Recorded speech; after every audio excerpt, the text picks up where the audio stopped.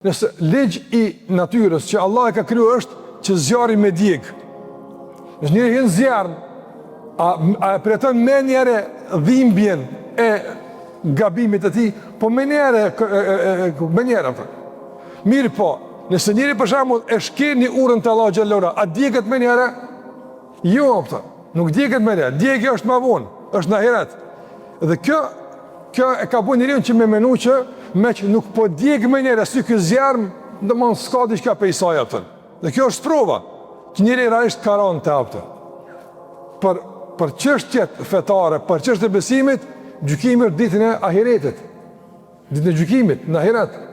Nëse mungon ky dimension jetë njerit, njëri pastaj me çfarë, domethën presioni, po them kushtimisht, me çfarë motivi i bindet urnëve të Allahut xhallahu ala. Lën diçka që është përputhje me epshin e tij. Ai nëse e mat me dënim, ja që s'ka dënim. Se nëse vendosi dorën mbi zjarr, djegna. Nëse vendosi dorën mbi haram, nuk djegna. Domthon pas ka dallim.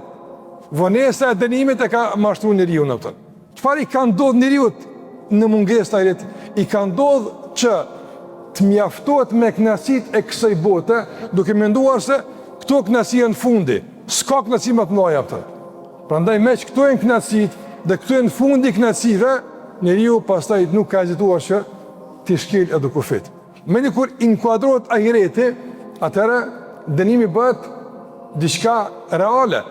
Por edhe kënaqësitë e kësaj dhunjaje pastaj me njëre ju bie vlera.